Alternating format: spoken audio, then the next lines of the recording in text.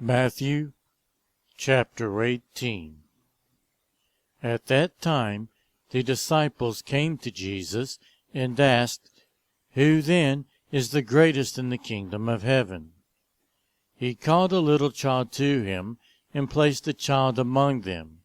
And he said, "Truly I tell you, unless you change and become like little children, you will never enter the kingdom of heaven.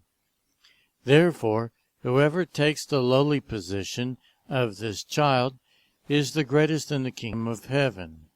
And whoever welcomes such child in my name welcomes me.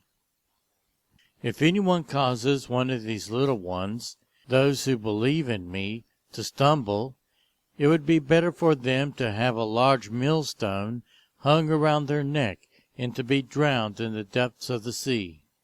Woe to the world because of the things that cause people to stumble. Such things must come, but woe to the person through whom they come. If your hand or foot causes you to stumble, cut it off and throw it away. It is better for you to enter life maimed or crippled than to have 2 hands or 2 feet and be thrown into eternal fire. And if your eye causes you to stumble, gouge it out and throw it away. It is better for you to enter life with 1 eye than to have 2 eyes and be thrown into the fire of hell. See that you do not despise one of these little ones, for I tell you that their angels in heaven always see the face of my Father in heaven. What do you think?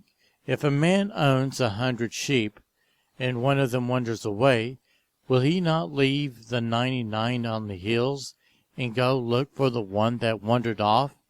And if he finds it, truly I tell you, he is happier about that 1 sheep than about the 99 that did not wander off.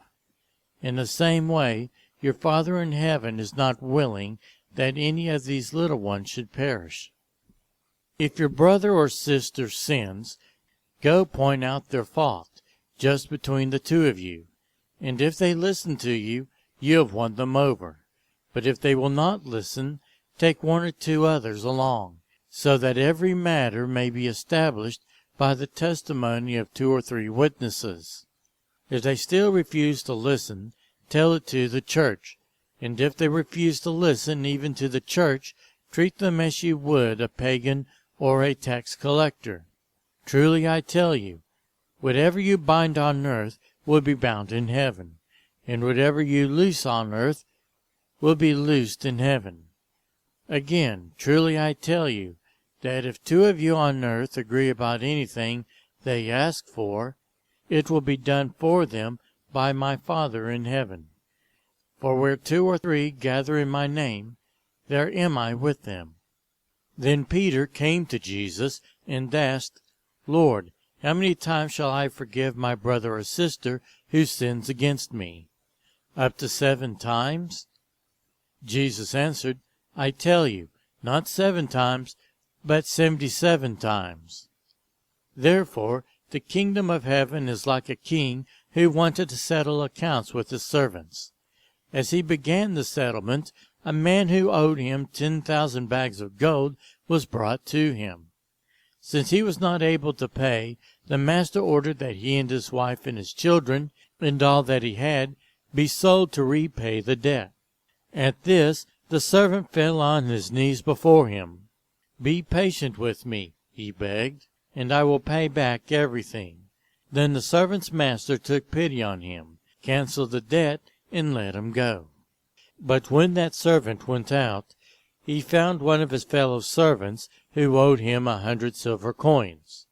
He grabbed him and began to choke him. 'Pay back what you owe me,' he demanded.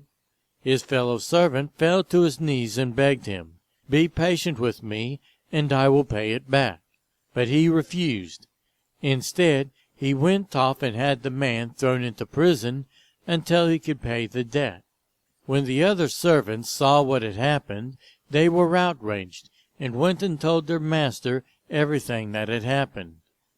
Then the master called the servant in. 'You wicked servant,' he said, 'I canceled all that debt of yours because you begged me to. Shouldn't you have had mercy on your fellow servant, just as I had on you?" In anger, his master handed him over to the jailers to be tortured, until he should pay back all he owned. This is how my heavenly Father will treat each of you, unless you forgive your brother or sister from your heart.